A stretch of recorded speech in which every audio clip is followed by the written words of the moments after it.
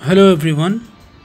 In this video of today we are going to start a new chapter, that is employment and unemployment. I repeat, this is a new video of a new chapter, that is employment and unemployment, and we are going to understand about two things in this chapter, that is some basic concepts and the size of workforce in India. That is some basic concepts and the size of the workforce in India. Now, when we are saying that we will be doing some basics concepts, I mean to say that we will be doing some of the terms that are used in this chapter. The first term that you need to know is unemployment. Well, what is unemployment? It is a situation where people are willing to work, they are able to work, but they are having no work to do. A situation where people are willing to do work but have no work to do. That is called unemployment. Now, why unemployment is there can be for several reasons. Well, the main reason is that the rate at which population is increasing, number of works are not increasing and that at that rate, and that is why many people are left without work. Now, when we are saying that people are left without work, it means we are categorizing the people as a worker.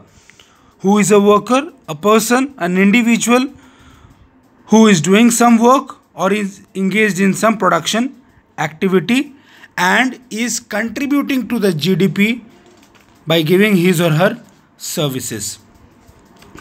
Now, when we say worker, we mean there are existence of four types of workers.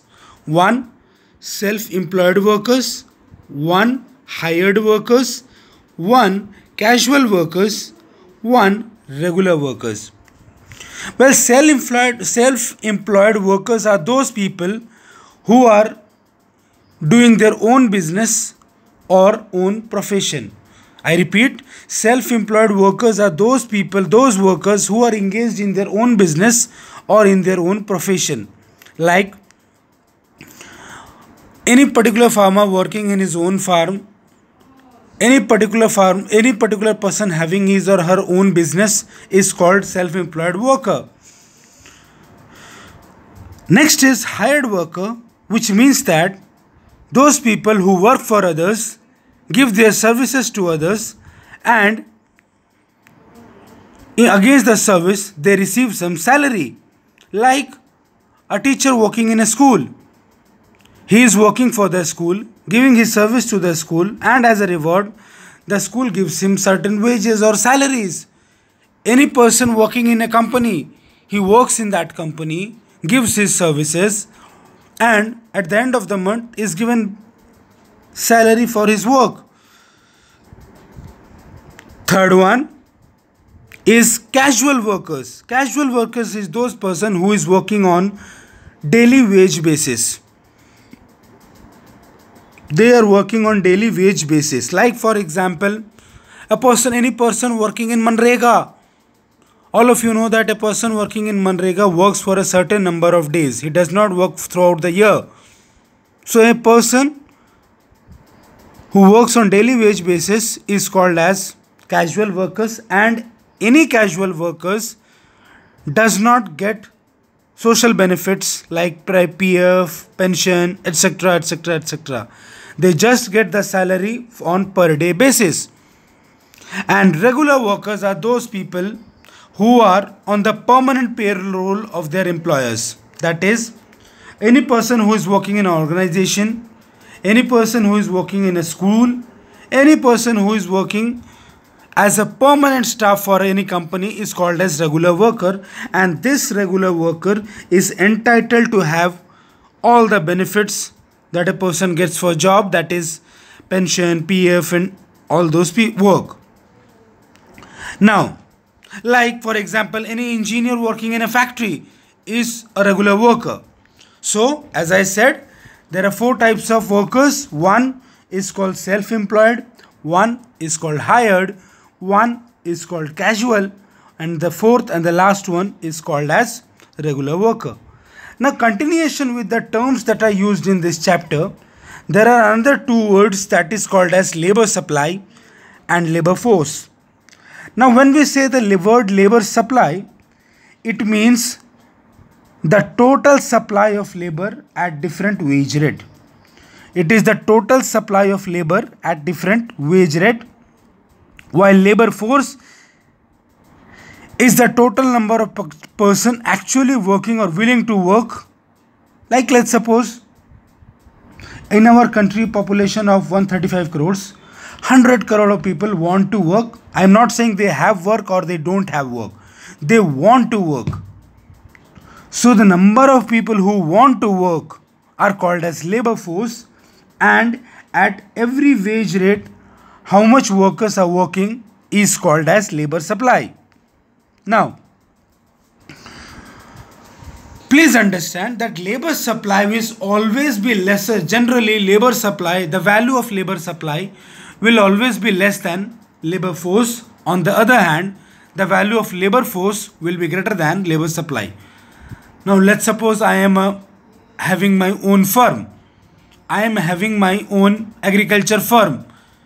Let's suppose I give you an example where I am having my own agriculture firm and in which I want 10 people to work for me.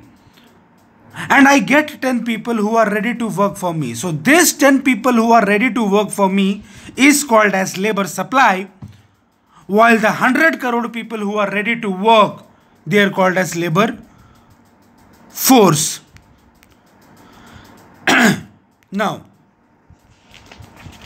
next term that is we need to know is about the workforce.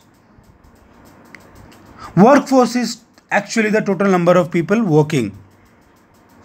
Workforce is the total number of people working. Now let's suppose in our country the total population is 135 crores.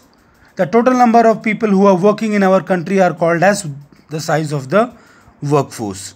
Now when we are saying the size of the workforce, please understand that most of our some related terms that you should know in our workforce is that 1.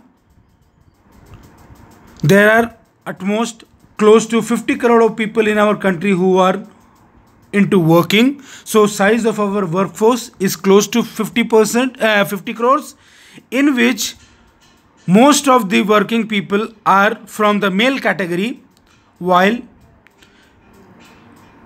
lesser are from the female categories. Now, when we are saying out of 50 crores, most of the people work, most of the males are the one who are working, and the female workforce is lesser in comparison.